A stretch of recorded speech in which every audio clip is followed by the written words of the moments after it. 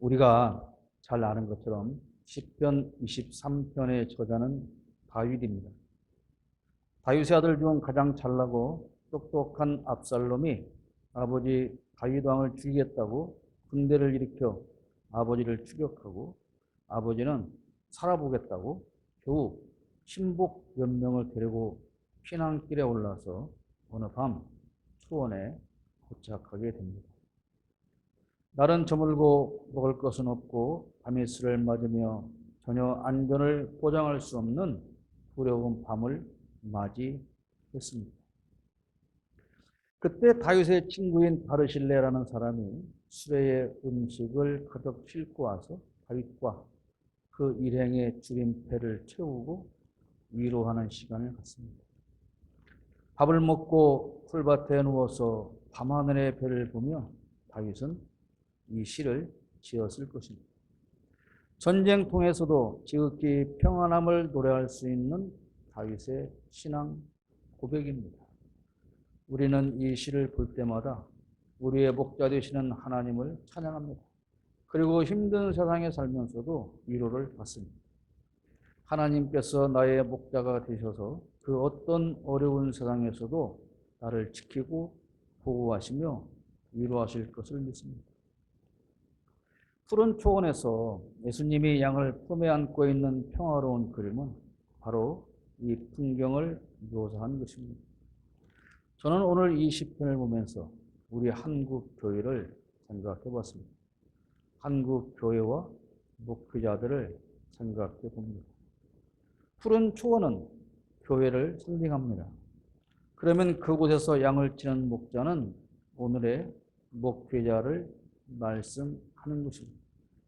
다윗은 견딜 수 없는 고난 중에 푸른 초장을 만나게 되었고 그곳에서 한없는 하나님의 은혜와 사랑을 체험하게 됩니다.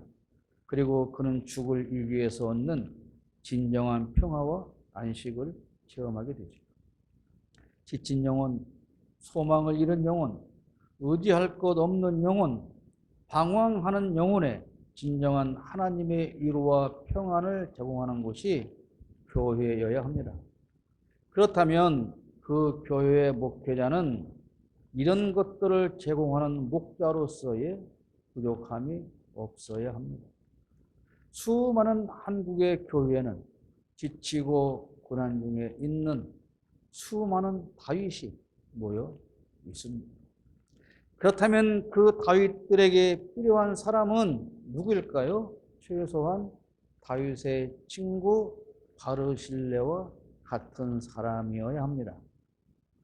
사무엘하 17장 28절에 보면 그들이 침대와 이부자리와 대야와 질그릇도 가지고 오고 밀과 보리와 밀가루와 볶은 곡식과 콩과 팥과 볶은 씨도 가지고 왔다.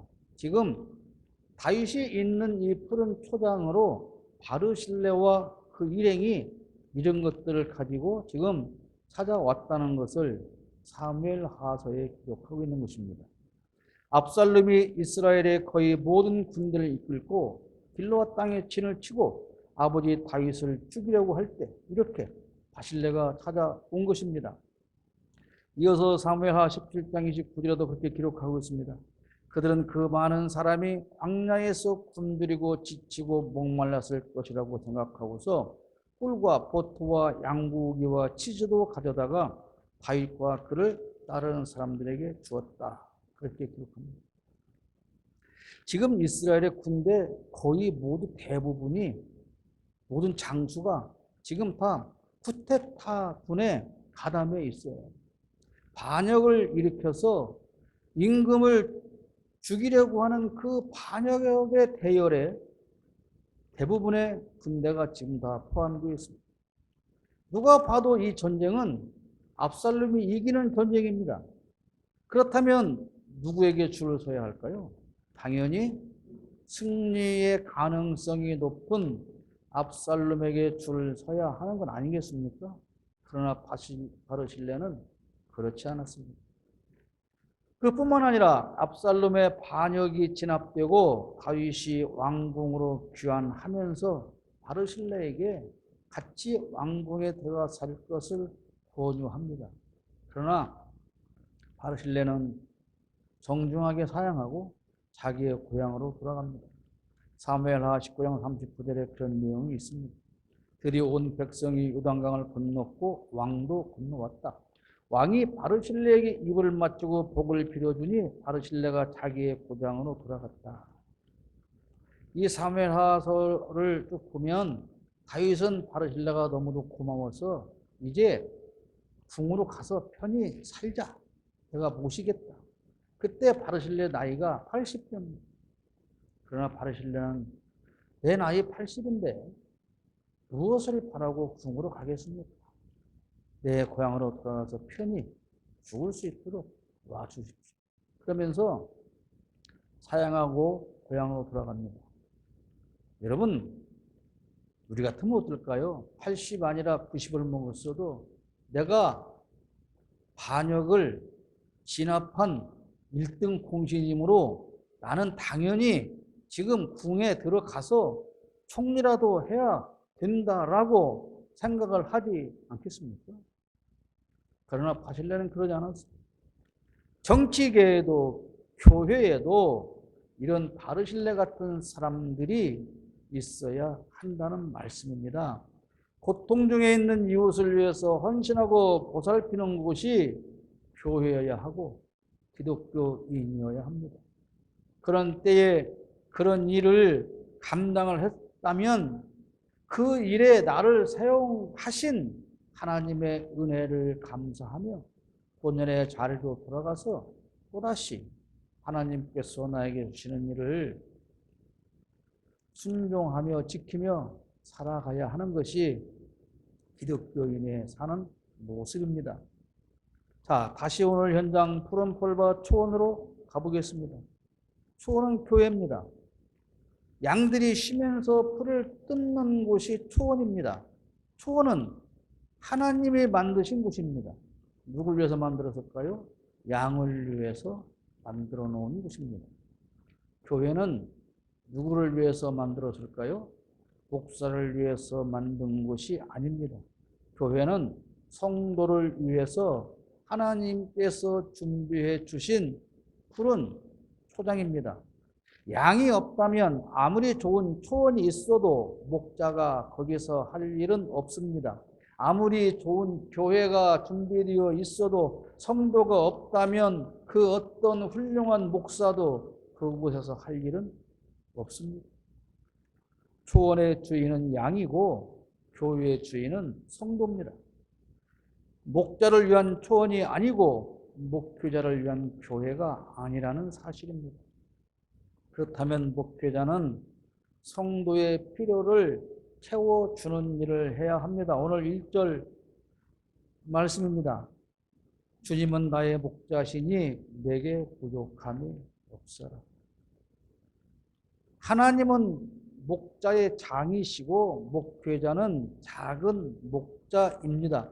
그리고 우리 성도 모두가 다 저와 여러분도 또 더 작은 의미의 목자로서의 역할을 해야 합니다. 옛날에 우리가 가난했던 시절 집집마다 얼마나 아이들이 많았습니까? 5남매, 7남매, 9남매, 10남매 이렇게 아이들이 많이 부모들이 낳았지만 10명의 아이를 낳았어도 다 길러냈습니다. 형이 동생을 업고 돌보고 또 누나가 그 밑에 동생을 업고 다니면서 살림을 도우며 그렇게 자라났지 않습니까? 교회는 그런 모습이어야 합니다. 믿음이 가장 큰 사람들이 그보다 아직 어린 신자들을 돌보고 감싸고 싸매고 그리고 또 그 사람은 그보다 더 어린 초신자들을 위해서 싸매고 돌보고 격려하고 그런 모습이어야 그게 바로 교회입니다. 그러나 교회에서의 총책임자는 누굽니까? 담임 목회자입니다. 그렇다면 목회자는 성도 개개인을 살펴서 부족함이 없도록 최선을 다해야 합니다. 채워준다는 것은 물질적인 것만을 말하지 않습니다. 다윗처럼 지금 힘들고 곤고하고 어려워 그리고 의지할 곳 없고 찾아갈 곳도 없고 마음의 두려움과 근심과 걱정으로 가득 차 있는 그런 성도에게 목회자는 하나님의 위로를 전달하고 격려하고 소망을 심어줘서 그 마음을 채워줘야 하는 것입니다. 그것이 바로 목회자에게 하나님께서 주신 사명이고 일입니다. 그렇게 하는 방법으로 풀밭에 누이고 쉴 만한 물가로 인도하는 것입니다. 2절 나를 푸른 풀밭에 누이시며 쉴 만한 물가로 인도하신다. 여러분 생각해 보세요. 앞에서 보였던 그 그림의 그 풀밭에서 실컷 풀 뜯어먹고 배부른 이제 배가 불러서 시냇가에 가서 물을 마시고 거기에 편히 앉아 있을 때 그때의 그 양보다 더 편한 양이 어디 있으며 그보다 더 편한 환경이 어디 있겠냐 그런 말씀입니다. 지친 영혼에게 필요한 것은 뭡니까? 오직 쉼을 얻는 것입니다. 우리 한국 교회에서 가장 아쉬운 것은 그런 쉼이, 안식이 제공되지 못한다는 것입니다. 엿새 동안에 여러분 세상에서 지치고 피곤한 육신이고 마음에는 여유가 없고 사람들로부터 받은 상처는 쓰리고 아픕니다. 그래서 위로받고 싶고 쉬고 싶은데 교회를 가야 합니다. 그래서 교회를 가려면 주일에는 다른 날 출근하는 날보다도 오히려 더 일찍 일어나서 새벽부터 밤 늦은 시간까지 교회에 가서 하루 종일 시달린다면 교회에서 무엇을 얻고 돌아올 수 있을까요? 물론 교회에서도 일을 해야 됩니다. 일할 사람이 필요합니다. 그러나 지치지 않고 기쁘게 할 만큼의 일만 해야 하는 것입니다. 찬양대에서 교사로, 교사에서 식당 봉사로, 교회타 등등 각 모임에, 회의에, 소그룹에, 예배에 하루를 동당거리고 도대체 주일날 하루를 교회에서 무엇을 어떻게 하는지 정신을 못 차리고 시달리다가 집에 돌아가면 영혼의 안식이 오겠습니까? 육신의 안식이 오겠습니까? 그리고 오히려 또 지친 모습으로 내일 아침 출근을 준비해야 한다면 교회는 결코 푸른 풀밭이 되지 못하는 것입니다. 목자가 양에게 일을 시키지 않습니다. 목자가 큰 양한테 야 너는 저 작은 양들을 데려다가 좀 목욕 좀 시켜봐. 그렇게 일을 시킵니까? 그렇지 않습니다. 목자는 양에게 일을 시키지 않아요. 오직 그 양을 먹이고 쉬게 하는 일에 전념합니다. 그 일을 위해서만 목자는 존재합니다. 지치고 고난 영혼을 위로하고 진정한 평안을 제공하는 그런 쉼이 있는 교회여야 합니다. 그런 목회자여야 합니다. 목자는 새 힘을 주고 바른 길로 인도해야 합니다. 3절 말씀 봅니다. 나에게 다시 새 힘을 주시고 당신의 이름을 위하여 바른 길로 나를 인도하신다고 기록하고 있습니다. 지친 사람이 힘을 얻는 것은 뭡니까? 음식을 공급받는 것입니다. 아이고 일하느라고 얼마나 힘들었어요. 애썼어요. 수고했어요. 다 쉬면서 이것 좀 먹어보세요. 이것을 먹고 힘을 내세요. 그렇지 않습니까? 다윗은 친구 바르실레를 통해서 하나님이 지친 자신에게 새 힘을 주시려고 음식을 보내셨음을 믿습니다. 엿새 동안 세상에서 지친 우리는 지금 새 힘을 얻기 위한 영의 양식을 공급받기 위해서 이곳에 와 있는 것입니다. 그러므로 저는 여러분에게 목자로서의 여러분에게 싱싱한 꼴을 제공해야 할 의무가 있고 여러분은 그 꼴을 공급받아서 새 힘을 얻어야 하는 것입니다. 양이 먼 길을 걷느라 지쳤습니다. 하루 종일 길을 걷다가 지친 그 양떼가 겨우 이제 푸른 풀밭을 만났습니다. 그런데 푸른 풀밭에 도착하자마자 목자가 양에게 풀을 먹이 않고 양을 다 모아놓고 이리 와라 젖짜자 그렇게 합니다. 그러면서 이 녀석아 너는 왜 저지 이거밖에 안 나와? 이렇게 네가 저들 조금 내가지고 내가 먹고 살겠냐? 그러면서 양을 나무라고 책망하고 회초리로 때린다면 어떻게 되겠습니까? 대단히 죄송하지만 우리 한국 교회의 이런 목회자가 너무나도 많다는 사실입니다.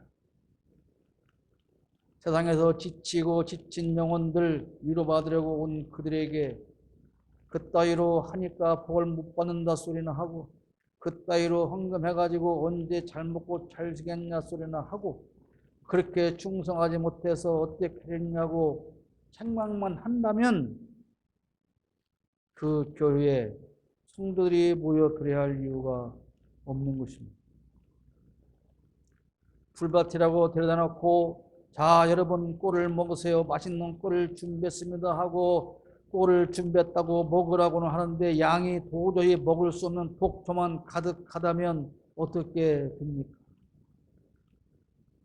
지치고 지친 양떼가 푸른 풀밭이라고 도착을 해서 먹으려고 보니까 먹으면 다 죽을 수밖에 없는 독초만 가득한 풀밭이라면 어떻게 해야 되느냐 그 말입니다.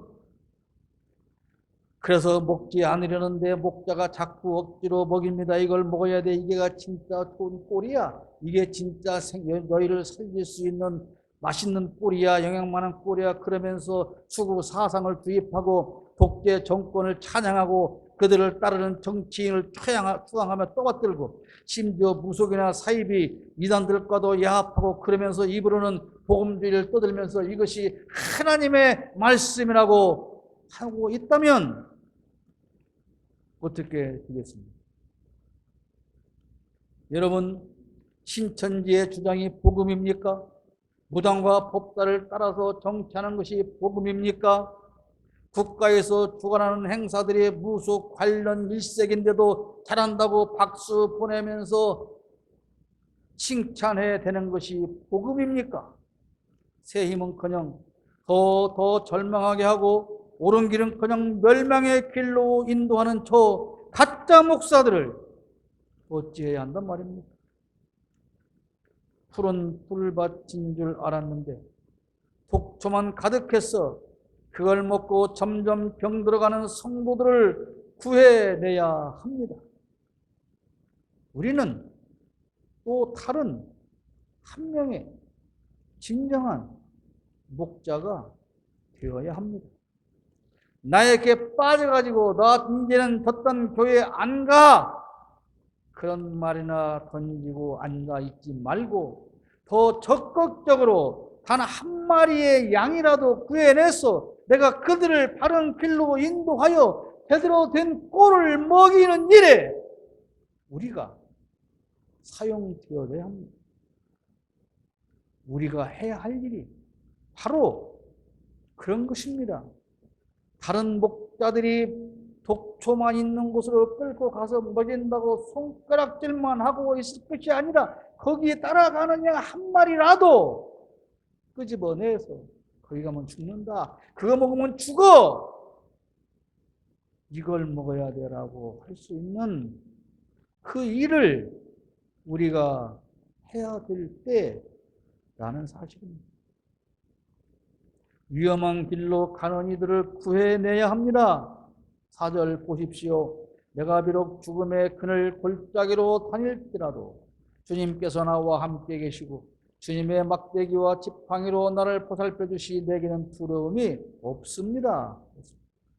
여러분, 죽음의 길인 줄 알고 가는 사람이 있습니까? 장관을 하지 않았다면 드러나지 않았을 수도 있었던 그 어느 장관의 조카들이 미국의 유수 대학에서 퇴학당할 상황에 빠져 있다고 하지 않습니까?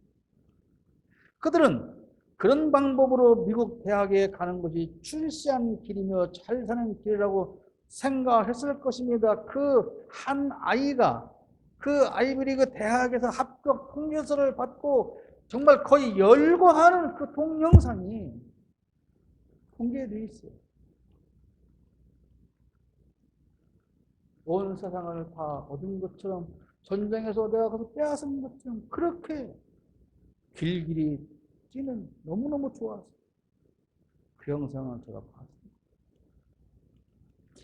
그렇게 해서 그 대학을 가는 길이 죽는 길이라고 생각했다면 그 길을 갔겠습니까?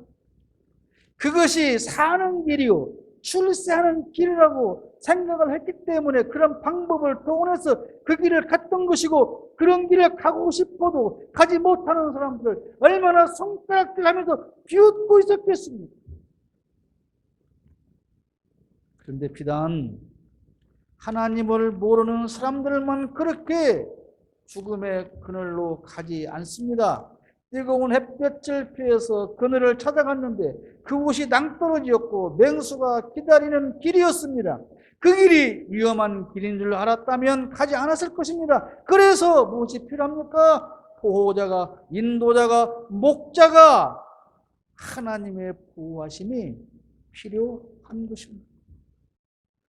그 길을 걸어가는 우리의 앞길에서 우리를 인도하시고 지켜주시는 분이 바로 하나님이요, 그 하나님이 우리의 참 보호자이시며 참된 목자이십니다. 비록 내가 몰라서 위험한 그늘을 찾아가더라도 안전하게 지켜주십니다. 누가요? 참 목자장 되신 하나님께서 그렇게 지켜주십니다. 내 인생을 돌아보면 내가 다 잘해서 오늘 이렇게 안전한 삶을 사는 것이 아니라는 사실을 우리는 너무나 잘 알고 있지 않습니까? 교회가 그렇게 보호자가 되어야 합니다. 목회자는 그런 보호자가 되어야 합니다. 그러나 오늘 많은 목회자 중에 그렇게 사는 사람이 많지 않습니다. 하나님께서 자기에게 맡겨주신 양이 어떤 길을 가는지에는 별 관심이 없습니다. 그저 돈 많이 벌고 헌금 많이 하면 그게 다 훌륭한 성도요, 충성된 성도일 뿐입니다. 목자의 손에 들린 막대기는 맹수를 쫓는 무기고, 지팡이는 위험에 빠진 양의 목을 걸어 올려서 구해내는 용도로 쓰이는 것입니다. 사랑하는 여러분, 여러분은 최소한 여러분 가정의 목자인 것을 믿으십니까? 믿으십니까? 여러분은 여러분 가정의 한 사람의 목자이기 때문에 여러분의 가정을 여러분들이 푸른 초장으로 만들어야 됩니다. 아브라함과 이삭과 야곱이 바로 그런 가정의 목회자입니다. 자녀들과 가족에게 바른 인도자와 지도자가 되어야 할 책임이 여러분 모두에게 있는 것입니다. 여러분의 자녀가 독토밭을 푸른 풀밭이라고 생각하며 그곳에서 놀고 있지는 않는지 살펴봐야 합니다. 막대기와 지팡이인 성경으로 여러분의 자녀를 안전하게 보호하고 바르고 안전한 길로 인도할 책임이 여러분에게 있음을, 여러분은 그런 목자의 사명을 가지고 있음을 절대로 잊지 말기를 바랍니다. 목자는 양을 존귀하게 여깁니다. 5절 말씀 봅니다. 주님께서는 내 원수들이 보는 앞에서 내게 잔치상을 차려주시고 내 머리에 기름 부으시어 나를 귀한 순금으로 받아주시니 내 잔이 넘칩니다.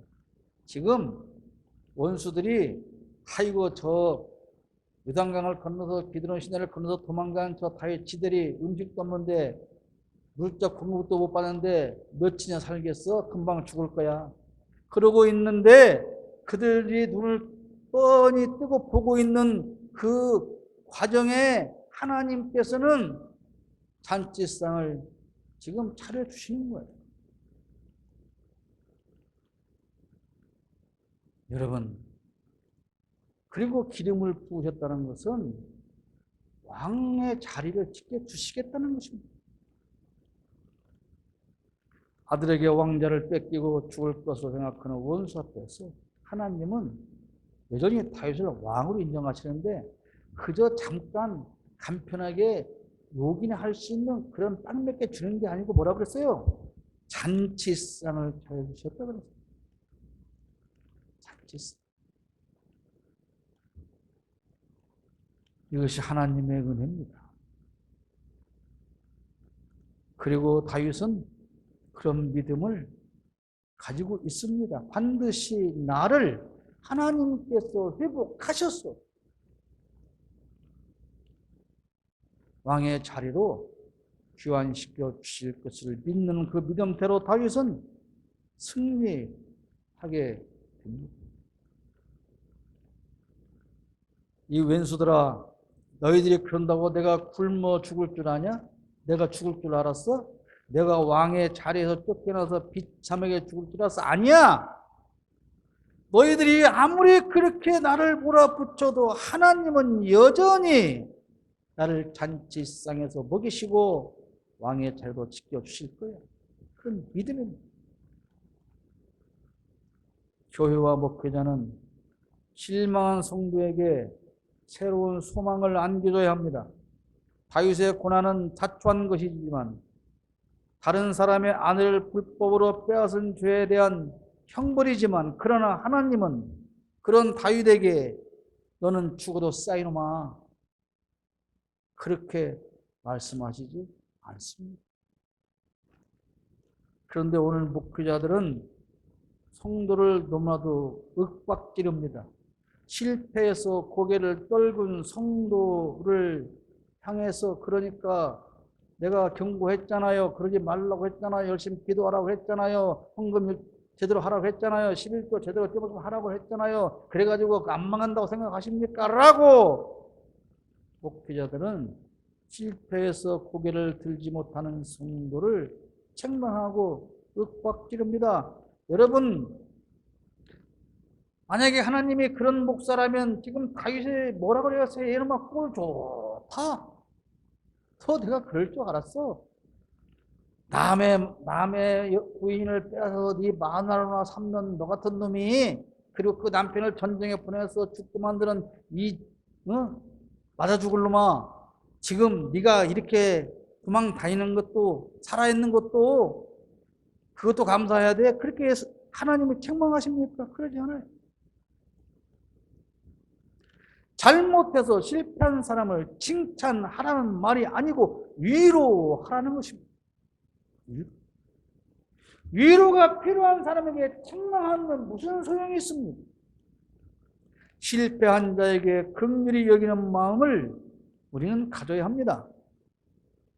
양은 늘 잘못해서 문제를 만들어내는 거예요. 양은 지가 잘못해서 멍청해서 미련해서 맨날 낭떠러지로 기어가고 맹수가 있는 것도 모르고 그를 향해서 가다가 생명의 위협을 느끼고 그럽니다. 그런다고 그 목자가 그런 양들을 끌어다가 두들겨 팹니까? 그렇지 않아요.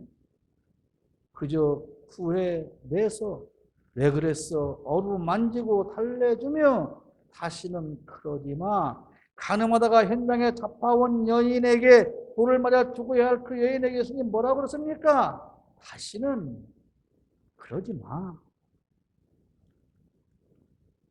그렇게 하지 않습니다. 어루만지고 싸매고 달래주는 것이 목회자의 역할입니다. 그것이 교회의 역할입니다.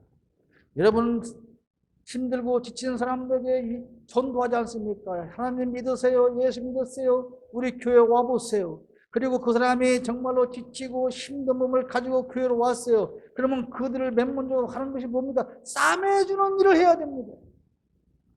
그런데 맨 먼저 뭘 가르칩니까? 이제부터는 헌금을 해야 됩니다. 이제부터는 11조를 해야 됩니다. 그것부터 강조하지 않습니까? 성도에게 천국의 소망을 주는 교회가 되어야 합니다. 6절 말씀 진실로 주님의 선하심과 인자하심이 내가 사는 날 동안 나를 따르리니 나는 주님의 집으로 돌아가 영원히 그곳에서 살겠습니다. 소망이 있는 사람은 좌절하지 않습니다. 소망을 주는 교회라면 성도가 그 교회를 떠나지 않습니다. 과연 오늘의 목회자는 성도에게 어떤 소망을 안겨줄까요? 양은 스스로 살지 못합니다. 목자가 있어서 살피고 인도하고 보호해 주어야만 양은 살 수 있습니다. 한국교회는 성도에게 푸른 풀밭이 되지 못했습니다. 독주를 키워서 먹이고 있습니다. 위험한 그늘로 가는데도 구경만 하고 있습니다. 양을 먹이지는 않고 젖을 조금만 낸다고 책망만 합니다. 새 힘과 소망을 두지 않습니다. 원수 앞에서 잔치상을 차려주는 것은 고사하고 그들이 지금 받은 보잘것없는 초월한 밥상까지도 통째로 뺏어가 버리는 교회가 되고 말았습니다. 한국교회는 병든 풀밭입니다. 그런 곳에서 독주를 먹은 성도들도 점점 병들어갑니다. 그런데 목회자들은 다른 곳에 정신을 팔고 권력을 따르며 자신의 이익만을 추구합니다. 대한민국의 목회자 여러분, 이 말을 전혀 들을 수 없는 대한민국의 목회자 여러분에게 묻습니다. 여러분에게 맡겨주신 양은 누가 키웁니까? 여러분에게 맡겨주신 그 양은, 여러분이 다 내박혀 놓은 그 양은 누가 키워야 한단 말입니까? 이제는 진정한 목자의 자리로 돌아가기를 간청합니다. 사랑하는 성도 여러분, 여러분도 마찬가지입니다. 여러분에게 맡기신 그 작은 목장에서 최선을 다해서 양을 키워 가시기를 바랍니다. 양은 누가 키웁니까? 목자가 키웁니다.